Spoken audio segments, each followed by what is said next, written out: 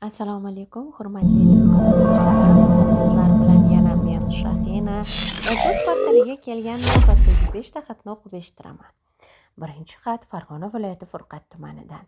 Farg'ona viloyati Furqat tumanidagi kichik yangi mahalla fuqarolar yig'ini aholisi yo'l qurilish borasida jiddiy e'tiroz bildirgan. Ularning aytishicha, davlat dasturi asosida amalga oshirilayotgan shag'allashtirish va asfaltlash ishlari juda past sifatda olib borilmoqda. Mahalla aholisi ta'kidlashicha, kerakli miqdorda shag'al to'kilmagan, ishlov berish esa talabga javob bermaydi. Eng achinarlisi, loyiha hech kim bilan maslahat qilinmasdan amalga oshirilgan.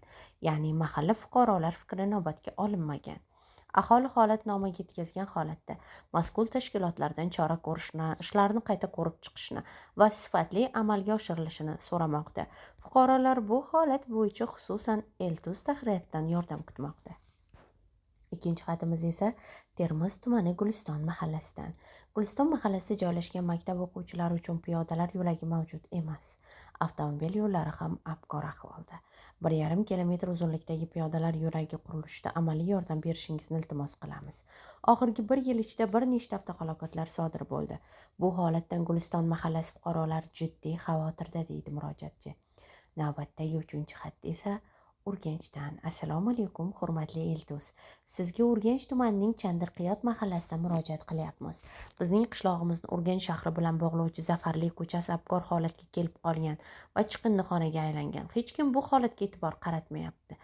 Vaholanki ushbu ko'chada qanchadan qancha tadbirkorlik subyektlari, ta'lim dargohlari, hattoki Shahidlar bobo masjidi ham joylashgan.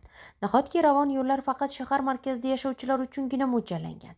Markazdagi ko'chalar va yo'llarga 10 qavat asfalt yotqizilgan. Bir paytda bizning yo'limizni hech bo'lmaganda bir marta ta'mirlashda bo'lmaydimi? Axir biz ham soliq to'lovchilarmiz-ku, deydi murojaatchi. 4-xatimiz esa Qorako'l tumani Jikxachi qishlog'idan. Qorako'l tumanining Jikxachi hududida hech qanday ruxsatsiz, o'zboshimchalik bilan daraxtlar, xususan teraklar kesilmoqda. Ushbu holatni ko'rib savol tug'iladi. Ekologiya bo'limi o'zi ishlayaptimi? Ushbu noqonuniy harakatga kimlar javob beradi? Men fuqarolar nomidan chiqib kesilgan teraklarni kam ta'minlangan oilalarga qaytarib berilishini, ushbu ishga javobgar shaxslar aniqlanib, qonuniy chora ko'rilishini so'rayman. Ekologik muvozanat va aholining manfaatlarini himoya qilish barchamizning burchimizdir, deydi murojaatchimiz. Va so'nggi maktubimiz esa Xorazm viloyati Shovot tumanidagi tibbiyot birlashmasi xodimlarining turli ishlarga majburiy ravishda jalb etilayotgani haqida. Bu holat qonunchilikka zid bo'lib, xodimlarning mehnat huquqlari buzilayotganini ko'rsatadi. Majburiy mehnatga yo'l qo'yilmasligi kerakligi haqida Prezident farmonlari va Mehnat kodeksida aniq belgilangan bo'lsa-da, afsuski ayrim hududlarda bu talablar e'tiborsiz qoldirilmoqda. Jumladan, Xorazm viloyati Shovot tumani tibbiyot birlashmasida ham. Bugungi sizga yetkazgan xabarlarimiz Eltuz portaliga kelayotgan maktublarning so'nggi 5taligi edi. Ularni sizga Shahina yetkazdi. Eslatib o'tamiz, xatlarda aks etgan iddaolar ularning mualliflariga tegishlidir.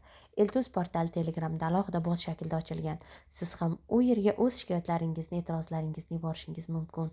Video yuzasidan izoh qoldiring, like bosing, kanalimizga obuna bo'ling.